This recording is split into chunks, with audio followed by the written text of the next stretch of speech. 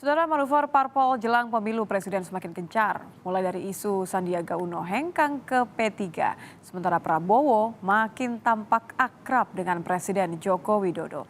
Ada pula Ridwan Kamil yang merapat ke Golkar, sementara penjajakan koalisi perubahan ini belum membuahkan hasil. Dinamikanya pun disajikan dalam ulasan Istana bersama jurnalis Kompas TV Friska Clarissa.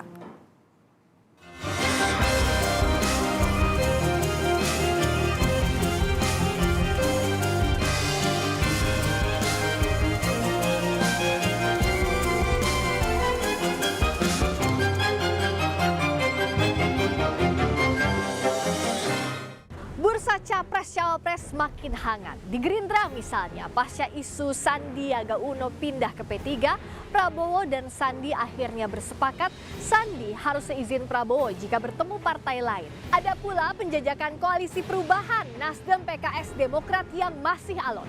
Kode-kode pun turut dilontarkan Presiden Jokowi. Sudah sejauh mana peta kontestasi Pilpres hingga kini? Lengkapnya dalam ulasan Istana bersama saya, Friska Clarissa. Di tengah isu hengkangnya Sandiaga Uno ke P3, Sandi menghadap ke Ketua Umum Gerindra Prabowo Subianto dan bicara empat mata. Prabowo Sandi sepakat, Sandi yang masih jabat Wakil Ketua Dewan Pembina Gerindra harus meminta izin kepada Prabowo jika akan menghadiri acara partai lain, serta tetap tunduk kepada keputusan Gerindra termasuk soal Pilpres 2024 yang mencalonkan Prabowo Subianto sebagai bakal capres. Menjalin komunikasi dengan kawan-kawan partai yang lain itu lumrah, itu biasa, tetapi yang paling penting adalah itu semua harus dikoordinasikan, semua harus dikomunikasikan, dan semua harus atas persetujuan atau seizin dari partai, dalam hal ini Ketua Dewan Pembina dan Ketua Umum Bapak Haji Prabowo Subianto. Soal Prabowo yang coba maju ke Pilpres, gestur hangat kembali tampak antara Presiden Jokowi dan Prabowo yang sebelumnya sudah berkali-kali lempar sinyal dukungan. Terakhir, Kamis 18 Januari lalu, Prabowo menyopiri Jokowi menjajal kendaraan taktis operasional TNI bernama Maung berplat Indonesia 1. Tapi bicara kode, dukungan Jokowi tak hanya untuk satu bakal calon. Di HUT ke-50 PDIP, Jokowi menyebut senang Ketua Umum PDI Perjuangan Megawati Soekarno Putri mengantongi nama kadernya sendiri dari PDIP sebagai bakal capres. Dari kader sendiri, Bu Mega dalam memutuskan betul-betul sangat hati-hati. Betul-betul tenang dan tidak gerusa-gerusu seperti yang lain-lainnya.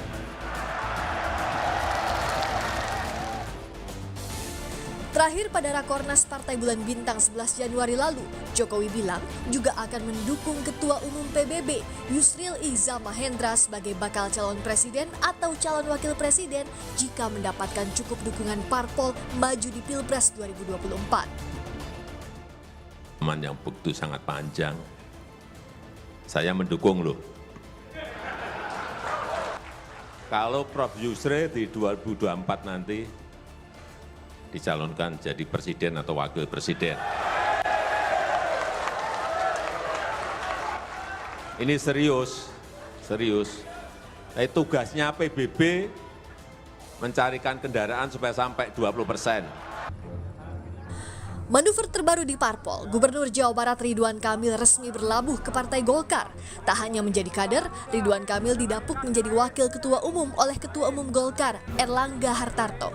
Menurut RK, keputusan ini diambil dengan menimbang sejumlah aspek, mulai dari ideologi, sejarah, serta hubungan komunikasi Golkar dan dirinya. Jadi saya sebenarnya tidak meminta, yang penting terserah Pak Erlangga, tapi Pak Erlangga berbaik hati menempatkan saya posisinya Wakil Ketua Umum di penggalangan pemilih, ya, dan co-chair Bapilu, iya, kira-kira begitu. Dan saya fatsun, ya, terhadap keputusan organisasi, maka kemana-mana keputusan partai terkait Pak Erlangga sebagai capres pun itu akan saya narasikan di mana-mana. Sementara Ketua Umum Partai Demokrat Agus Harimurti Yudhoyono bicara soal isu keretakan di Koalisi Perubahan yang sedang dijajaki Partai Demokrat, Nasdem, dan PKS. AHY merespons pernyataan Wakil Ketua Umum Nasdem Ahmad Ali yang menyebut jika Demokrat mengunci kemungkinan cawapres Anies hanya AHY, koalisi bisa tak berjalan.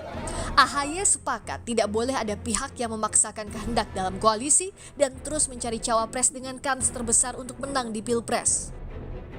Bahwa tidak boleh dalam ikhtiar membangun koalisi ada yang saling memaksakan kehendak, ada yang saling memaksakan diri. Jadi kami ingin ketemu pada konsensus. Apa konsensus yang saya maksud tadi adalah kita ingin kalau koalisi ini mendapatkan restu dari Allah Subhanahu wa Ta'ala, itu benar-benar bisa menghadirkan kemenangan. Di sisi Nasdem, membantah isu keretakan Koalisi Perubahan dan menekankan penjajakan koalisi terus berjalan sambil menyatukan visi dan menentukan cawapres bagi Anies Baswedan. Jadi intinya kita pada waktunya nanti akan mengumumkan presiden kita Anies Baswedan dan calon wakil presiden. Alotnya penentuan nama bakal capres dan cawapres sudah terduga. Apalagi semuanya punya target sama, menang. Tapi para politisi punya tanggung jawab, tak boleh hanya mengejar jadi pemenang, tapi menjaga rakyat tak terpecah dan tak meninggalkan luka hingga akhir perebutan kuasa. Friska Clarissa, Gania Febrian, Kompas TV, Jakarta.